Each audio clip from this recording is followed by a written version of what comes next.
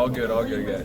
How was your off season in Houston being Astro again? Was it a different vibe for you? It was amazing. It was amazing knowing that, preparing here, being able to come to a ballpark with the coaches, get specific with the work at third base, specific with my hitting and the things that they want me to work on, and it's been very productive. I would say, third base, were you still trying to work on it? Does it feel more natural to you? Yeah, towards the end I was getting really comfortable with it. Just working on the angles, they're a little different than shortstop. But right now I feel good. We've been getting a lot of work on there.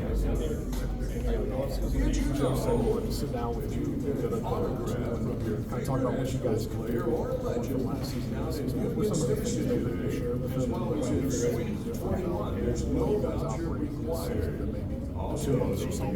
maybe yeah, I think we have 3-4 lunch together, and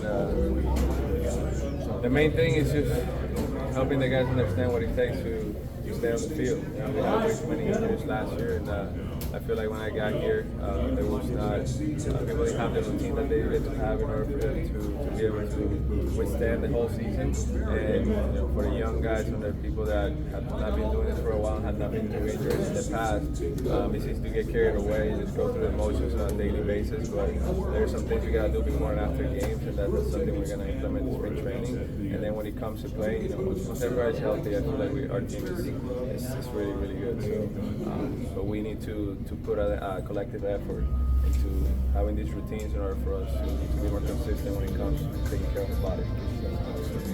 Thinking and talking about you guys making some changes, you return to play your series on the trainer, is that all kind of holistic in that, or is it kind of something else? Well, that's something that you gotta ask them, but from what I've been talking to the players, it's all about focusing on our bodies, and if we stay on the field with the talent that we have, we're gonna be in a good spot. But it's tough when you have that many guys on the IL playing at different times, try to get the rhythm when they come back and all that. And when you add all those games up, you end up missing the players by one game.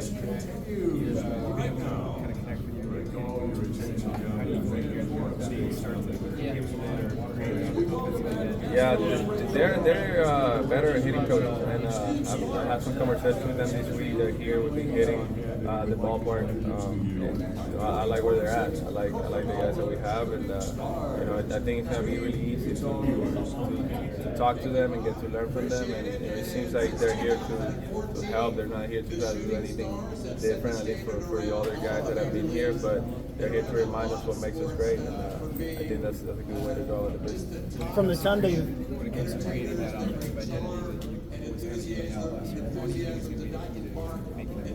key is, going back to those years where it was deep counts, it was a lot of walks, you missed in a certain spot, there was going to be damage done, and I think that last year towards the end we didn't do a good job of controlling the strike zone, and that's something that we're going to be focusing on moving forward.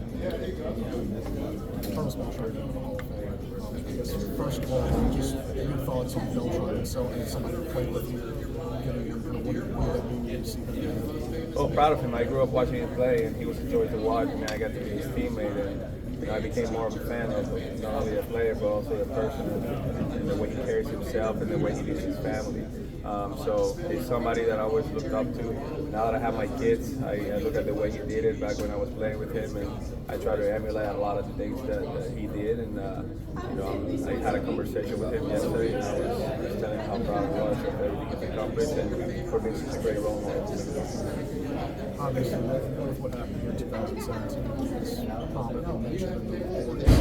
What do you think the Hall of Fame does for the members of that team that maybe we don't even potentially do that one day, and just overall maybe baseball's thoughts on what happened in 2017? Yeah, I think when you look at a Hall of Fame career, when you talk about steroids and the guys that use it for 10 years, those 10 years, a lot of production. You put up Hall of Fame numbers. When you look at his last year in baseball at 17, which you're going to make an argument about that, he had 19 years of Hall of Fame production. So I don't think 1 year of a mistake will rule you out. So when you talk about guys that have a chance of making the Hall of Fame, I don't think that 1 year should weigh heavier. It's almost like you talk about steroids. So some of the guys did it for 15, 10 years. So the production that you put for those 10 years will obviously help you to put up those numbers. But I don't think 4 months of what happened in 17 would make you a Hall of Famer. You got to have 20 years of excellence.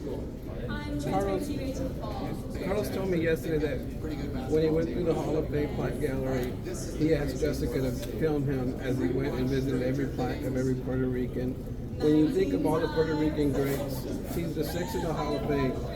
But Omar Minaya told me that he's the most of any player who reminds him of Roberto Clemente. When you think of Carlos and Roberto Clemente, do you think that's a fair comparison? And how do you think of that comparison? I think out of all the Puerto Ricans, he's definitely the closest. The way he played the game, the 5 tools, but also the way he carried himself off the field, the way he was around people, the way he lit up the room every time he would be somewhere, the way he made people around him better, and how he helped the community. When Puerto Rico went through that big hurricane, he was at the forefront of all that, and he keeps doing it with the school that he has in Puerto Rico and inspiring the youth in Puerto Rico. So definitely, when you talk about all the Puerto Rican Hall of Famers, the one that comes closest is definitely Carlos Beltran. I know you can't speak for him, but being a fellow Puerto Rican, seeing him being elected to the Hall of Fame, just what does that mean, being from the island, especially when the sport is just so big to you guys over there? Yeah, it's a small island, but it's produced a lot of great players, and Beltran is at the top of those players. So to get to be able to share a clubhouse with him that one year was a great experience for me. Something I'm going to tell my kids about. It's something that I'm going to carry with me my entire life. Treat my teammates the same way that he treated me when I was just getting started. And man, that guy is the real deal. Carlos, si nos pudieras decir esa misma pregunta en español, ¿qué significa para ti Beltrán en lo personal y que llegue a Cooperstown?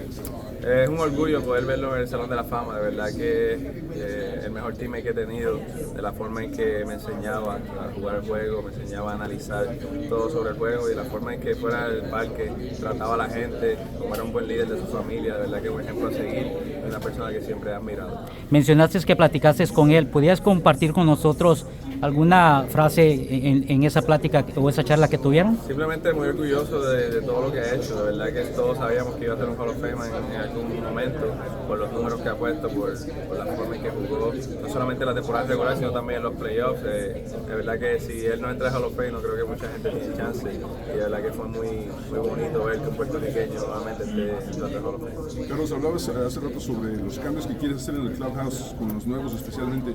¿Puedes dar ejemplos de ese tipo de cambios que quieres implementar? Sí, la preparación antes de salir a la práctica, ¿sabes? Asegurarte de estar caliente antes de salir, no salir frío. Igualmente cuando vas a salir antes del juego, tener un tipo de rutina que te ayude a tener el cuerpo activo para que cuando tengas que hacer ciertos movimientos, pues ahí las lesiones no sucedan. Si hay lesiones como bolazos y que se chocan contra la pared y eso, pero hay también lesiones que se pueden prevenir y creo que eso es algo importante que tenemos que atacar, enfocarnos en todo lo que podemos controlar y si como quiera suceden las lesiones, pues sabemos que estamos haciendo todo, el proceso está bien y eso es algo que tenemos que tener en mente moviendo nuestro ritmo. ¿En qué ha estado trabajando Carlos Correa en esta offseason? He estado trabajando en mi nueva posición, no es fácil hacer la transición de segunda a tercera, aunque me estaba sintiendo muy cómodo al final del año, pero quiero no solamente ser un buen tercera base, quiero ser uno de los mejores tercera bases defensivamente y ojalá ganar un guante de oro. No sé cuánto lo ha hecho en tercera y en el Ciudad en su carrera, pero me gustaría ser uno de esos. Este va a ser tu primer sprint training en West Palm Beach de nuevo después de varios años. O sea, ¿cómo esperas que sea el recibimiento de los fanáticos allá en el campamento? No, los fanáticos de los Astros siempre están presentes en el sprint training y de verdad que estoy muy contento de poder regresar y verlos a todos allá. De verdad que es un gran sprint training, un gran complejo y pues, nos prepara bien para la temporada. Carlos, o sea, obviamente estás como lo acabas de mencionar, en tu nuevo reto de la tercera base. ¿Vas a trabajar estrictamente como tercera base o vas a hacer algunos ejercicios de vez en cuando en el shortstop por si se presenta la oportunidad de que tengas que jugar?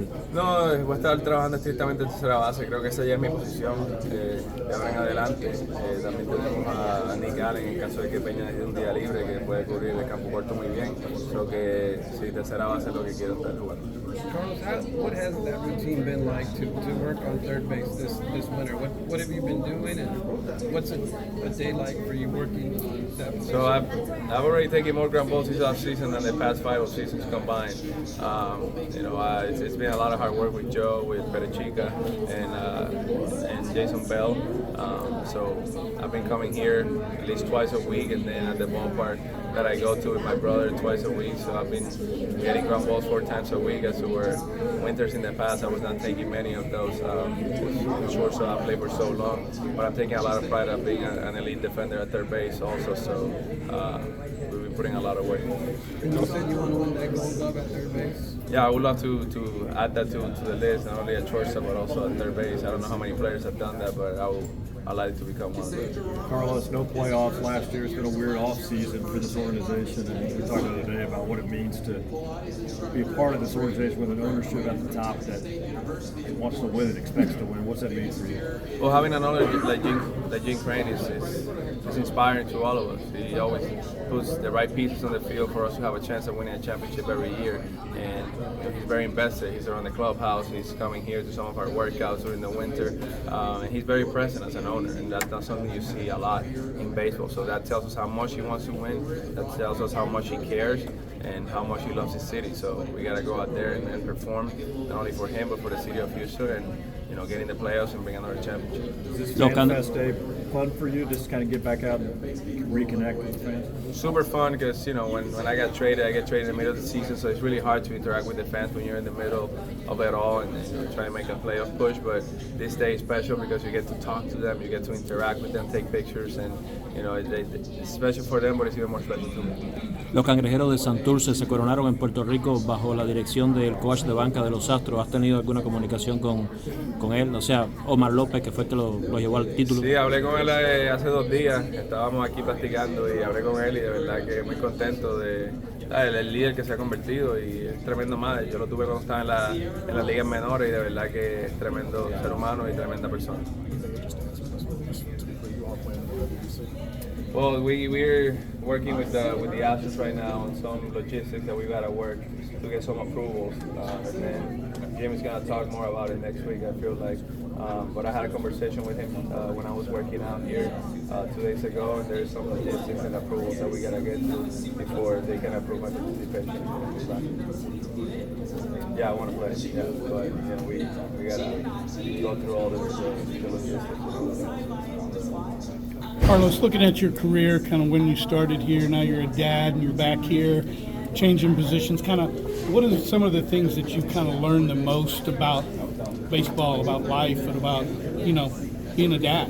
Yeah, being a dad has opened my eyes to so many things, but, being a dad while in baseball, it's, it can be painful sometimes. You're on the road for 10 days and you're missing your kids, and, you get back, and when they're in that age of 1 year old, 2 years old, it changed so much throughout 2 weeks that you miss. But at the same time, they understand that I do this for them so they can, have a better future, and they can understand what hard work looks like and what resilience looks like. So it teaches you so much, but also it teaches the love that you have for the game, the love that you have for your family, and how you have to have a healthy balance between both in order for you to be successful at doing both. If you focus too much on baseball and that's your only passion, then you miss out on some things at home. And same way, if you focus everything at home and you forget all your job, then you're not gonna also perform and do the duties that you're supposed to do on your profession. So it's just having that healthy balance and making sure that you're taking care of both.